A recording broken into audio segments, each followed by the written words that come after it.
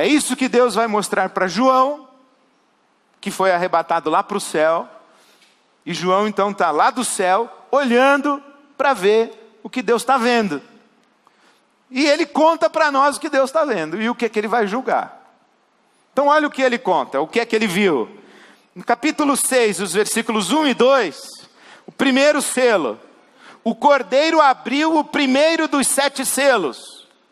Então ouvi um dos seres viventes dizer com voz de trovão: venha! Olhei e vi. Vi o quê? Um cavalo branco. E o seu cavaleiro, empunhando um arco, e lhe foi dado uma coroa, e ele cavalgava como vencedor, determinado a vencer. Então vem um cavaleiro montado num cavalo branco. É um cavalo branco. Desculpe minha expressão, ele vem desembestado. Ele vem e passa furioso.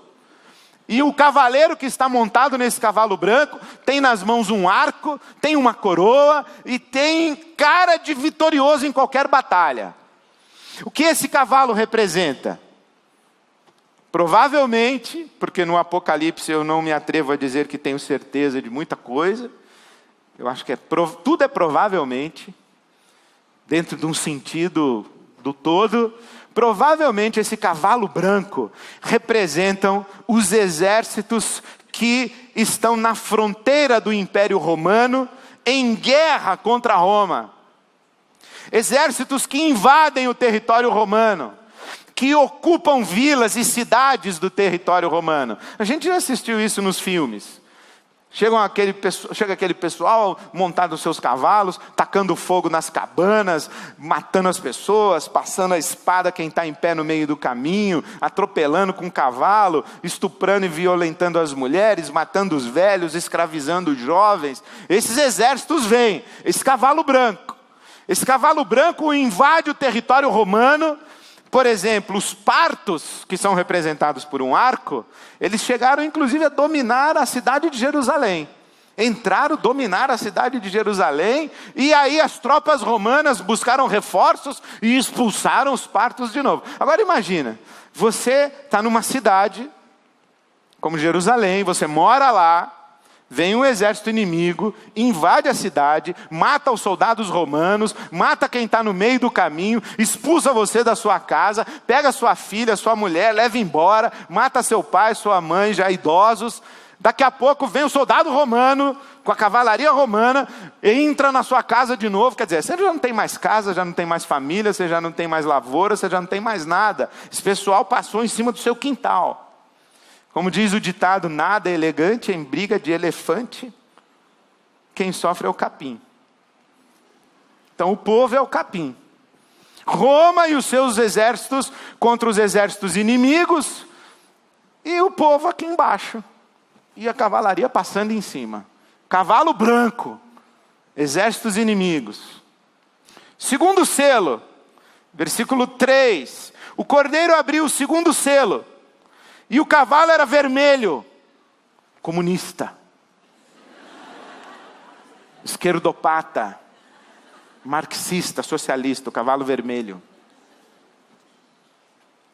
Faz sentido, né? Cavalo petista. Não, não é nada disso. Nada disso. Cavalo vermelho. Seu cavaleiro recebeu poder para tirar a paz da terra e fazer que os homens se matem uns aos outros. Quem tem poder de tirar a paz da terra e fazer com que os homens se matem uns aos outros? O Estado, os estados, os impérios que lutam entre si. O rei daqui declara guerra ao rei dali. Só que o rei daqui manda os seus filhos para a guerra. E o rei dali manda os seus filhos para a guerra. E os dois reis ficam sentados para saber quem foi que ganhou a guerra. Vamos invadir o Iraque. Vamos quem? Seus filhos vão, em nosso nome, por amor à pátria. Vamos invadir a Bolívia. Quem? Os seus filhos. Eles vão invadir. São os nossos filhos que amam a pátria. E eles têm autoridade para gerar guerras e fazer com que os homens se matem uns aos outros. Está entendendo? Vamos invadir a África. Vamos conquistar mais territórios. Vamos invadir o mercado. Vamos invadir a Grécia. Vamos invadir a América Latina. É isso aqui. Terceiro selo. O cavalo agora é preto. Quando o cordeiro abriu o terceiro selo, no versículo 5, o cavaleiro tinha na mão uma balança. Balança é símbolo de justiça. Mas onde essa balança é usada? No versículo 6 se diz aí, 1 quilo de trigo por 1 denário. Denário era o salário de um dia de trabalho. O trabalhador trabalhou um dia, ele ganha 1 denário. Então ele compra com um dia de trabalho 1 quilo de trigo. Ele compra 3 quilos de cevada por 1 denário. Um dia de trabalho, 3 quilos de cevada. E aqui vem o limite: não toque no azeite e no vinho. O trabalhador tem direito a trigo e cevada. Não tem direito a azeite nem vinho. Quem tem direito a azeite e vinho é general e rei. O trabalhador fica no trigo e na cevada. Onde essa balança está sendo usada? No comércio. Onde essa balança abusiva, injusta, está sendo usada? No mercado. Gera carestia, gera escassez, gera fome, gera competição. Tempo de guerra, tempo de lavoura devastada, tempo de trabalhador escravizado, poucos recursos, exércitos no campo precisando ser alimentados, e nós aqui na cidade pagando a conta, indústria armamentista precisando ser financiada, e nós aqui sem dinheiro para construir hospital e escola. Parece que é um texto antigo, né? Parece que é um texto antigo, mas não é nada antigo. Agora você imagina, o primeiro cavalo é branco e é ameaça de exércitos estrangeiros. O segundo cavalo é vermelho e é guerra, matança, sangue. O terceiro cavalo é a opressão e a injustiça, é um cavalo preto. O próximo cavalo vai ser o quê? Morte. É o quarto cavalo. O quarto cavalo, diz aqui na minha Bíblia, no versículo 8, que ele é amarelo. Talvez na sua Bíblia diga que ele é verde, esverdeado. Mas o Carlos Mesters diz que esse cavalo, Carlos Mesters é um teólogo latino-americano que comenta Apocalipse, ele diz que esse cavalo tem cor de cadáver. Cor de cadáver. E aí, olha, morte. O nome desse cavalo é morte. As potências brigando entre si, as fronteiras sendo discutidas e debatidas entre os impérios, os nossos filhos se matando em nome dos seus generais e dos seus reis.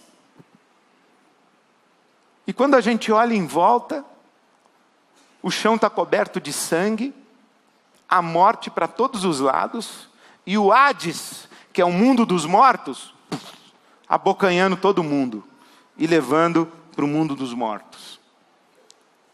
Mas aí tem o quinto selo. Isso, Deus está sentado no seu trono e está enxergando tudo, ok? Aí tem o quinto selo. O quinto selo no versículo 9. Quando o cordeiro abriu o quinto selo, João diz assim: eu vi debaixo do altar as almas daqueles que haviam sido mortos por causa da palavra de Deus e do testemunho que deram. E eles clamavam em alta voz, dizendo: até quando, ó soberano, até quando, santo e verdadeiro, esperarás para julgar os habitantes da terra e vingar o nosso sangue? Até quando? Quando a gente lê aqui o versículo de número 9, que eles eram as pessoas mortas por causa da palavra de Deus e do testemunho que deram, nós pensamos em quem? Nos missionários. Mas não está falando de missionários. Volta no tempo. Ele está falando dos cristãos, todos que foram mortos. Porque disseram, não é César o nosso Senhor, é Jesus Cristo o nosso Senhor. Foram mortos. Ele está falando do sangue inocente que Roma derramou. E não somente dos cristãos, mas de todas as vítimas inocentes que tombam na história por causa de gente que não encontra limites para a sua ganância e para o seu desejo de possuir, para a sua volúpia de conquista. Gente assim, que faz valer a sua vontade na marra, no braço forte, na pancada, na violência. Gente assim, faz vítima em tudo que é lugar e toda hora. E quando essa gente passa, atrás dessa gente tem um rastro de sangue, de gente destruída, famílias destruídas, pessoas destruídas. E esse sangue inocente clama por justiça. E aí vem a palavra de Jesus a eles. Versículo de número 11. Então, cada um destes mortos recebeu uma veste branca, e foi-lhes dito que esperassem um pouco mais, até que se completasse o número dos seus conservos e irmãos que deveriam ser mortos com eles. Isso aqui é bastante difícil de entender. Porque a Bíblia Sagrada tem um mistério embutido. Aliás, tem vários, mas esse aqui é um mistério difícil de entender. O fato de que Deus trabalha com limites. Deus trabalha com limites, medidas. Olha só, os inocentes estão dizendo, Senhor, o Senhor não vai fazer nada? Essa injustiça toda, essa opressão toda, o Senhor não vai fazer nada? E Deus fala assim, um minutinho, espera. Espera, por quê? Porque ainda falta uma quantidade de pessoas inocentes para morrer. Difícil de entender, não é? As medidas de Deus. Esperem, a medida não está completa. Aí, por exemplo, você lê Gênesis capítulo 15. Na sua casa você vai lá e lê Gênesis capítulo 15. Gênesis capítulo 15 diz que Deus prometeu a Abraão que a sua descendência iria tomar posse de uma terra prometida chamada Canaã. Mas essa terra aqui é ocupada. Tem gente lá. Como é que o povo de Deus, o povo de Israel, o povo hebreu, vai lá tomar posse da terra e expulsar o povo da terra? É injusto, não é? Mas em Gênesis capítulo 15, diz o seguinte, que Deus falou para Abraão, você vai ganhar aquela terra, e vai expulsar os povos que habitam lá, mas não agora.